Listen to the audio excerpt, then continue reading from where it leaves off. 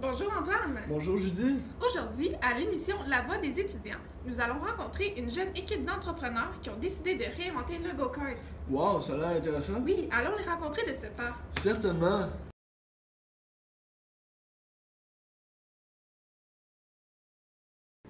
Nous sommes présentement avec Frédéric, le chef d'équipe de e-kart, qui va nous présenter d'où vient l'idée du projet. Merci Julie. Donc, l'idée du projet de faire du karting, à prime abord, c'était du karting électrique. Moi, je suis un passionné de course. Depuis 2009, ma famille a eu son premier bolide de course. Par la suite, j'ai vu qu'il y avait une tendance envers les voitures électriques. Il y a eu un début pour les voitures de course électriques. On parle de la Formule E qu'on a vu à Montréal récemment. Donc, face à cette tendance-là, j'ai eu une idée d'adapter ça pour le karting, donc de faire un circuit de kart électrique intérieur. Un des membres de l'équipe ensuite a soumis l'idée de un petit plus, rajouter les lasers, faire une espèce de battle kart, un Mario Kart. On a soumis des personnes au questionnement, puis ça a été en faveur de ce choix-là. Donc, on a poursuivi l'idée de faire des battle karts. Un petit peu délaissant l'idée du électrique, puisqu'au Québec, c'est principalement à gaz.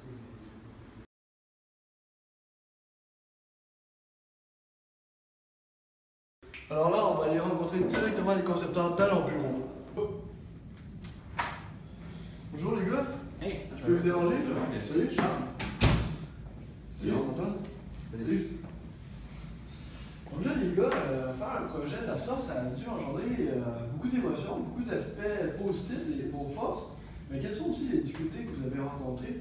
On aimerait un peu vous entendre parler là, sur les deux aspects. Premièrement, pour les forces, dans le fond, l'idée de départ était vraiment bonne. Je pense que chacun des membres de l'équipe se sentait concerné par l'idée. Puis on sentait la motivation dans l'équipe, donc tout le monde se portait volontaire. On s'est souvent remis en question, sauf qu'il n'y a jamais vraiment eu de conflit entre les membres de l'équipe. Au niveau des répartitions des tâches, ça a été assez facile. Comme j'ai dit, tout le monde se portait volontaire, puis chacun s'est occupé d'une partie essentielle à notre projet.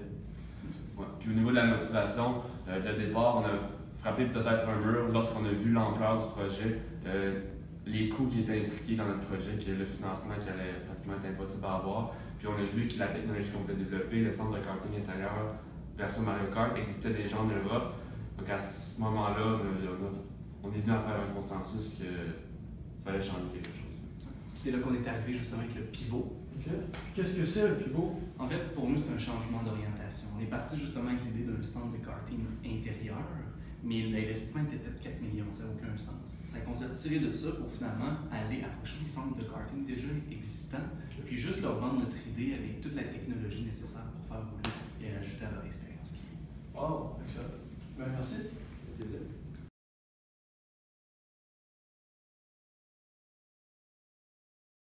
Nous sommes en direct de la faculté de génie avec Samuel, qui est allé parler à plusieurs personnes pour l'aider à l'entourer dans leur projet.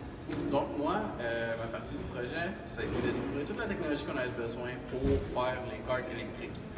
Pour ça, il a fallu que je m'entoure. Je trouve des partenaires en génie mécanique, électrique et informatique.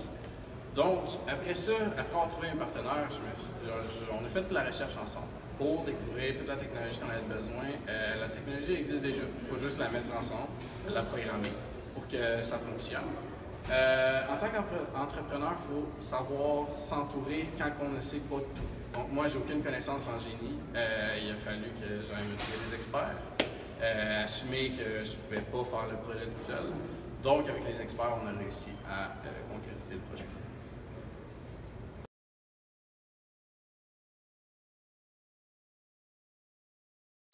Donc, pour nos émotions au courant du projet, au début, on était vraiment comme enchantés de notre projet, on était vraiment optimistes de ce qu'on faisait. Puis, toute l'équipe, en fait, on sentait vraiment une ferveur envers le projet qui nous attendait. Puis après, mais en fait, on a dû faire un pivot quant à notre projet. Donc, on sentait une certaine nervosité dans l'équipe par rapport à ça. On avait des appréhensions par rapport aux aspects techniques qui s'en venaient avec notre projet.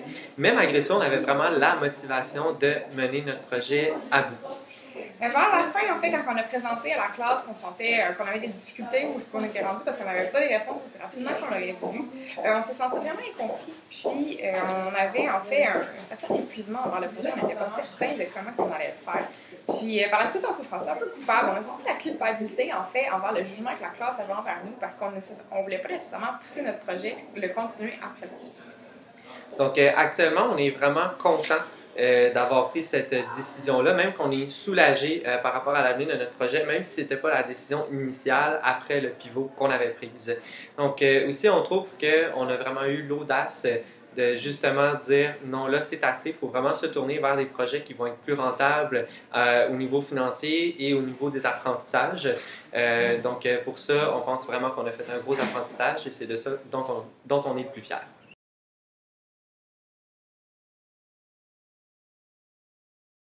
Nous sommes présentement avec Félix et Jean-François qui vont nous parler des apprentissages qu'ils ont vécu tout au long du projet.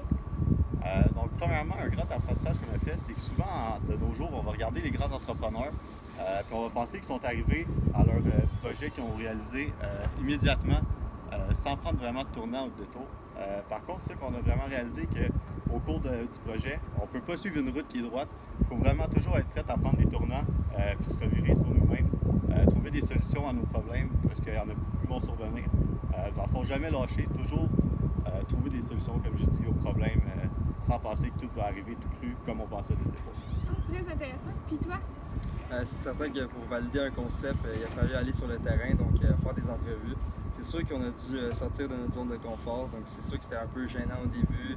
On ne savait pas si nos questions étaient adaptées nécessairement pour notre projet. Donc on a dû faire un changement pour ces questions-là. Également aussi quand on a fait notre pivot.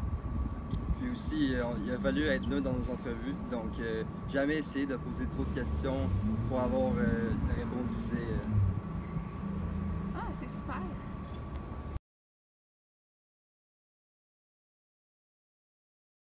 Go! Merci tout le monde, c'était tout pour l'émission La Voix des étudiants. La semaine prochaine... On va rencontrer une entreprise qui a décidé de partir un tout nouveau concept de smoothie. Ah, c'était pas le service funèbre, ça? Ah, maintenant que tu me fais penser, je pense qu'ils ont décidé de faire des bacs urbains. Eh bien, à suivre la semaine prochaine!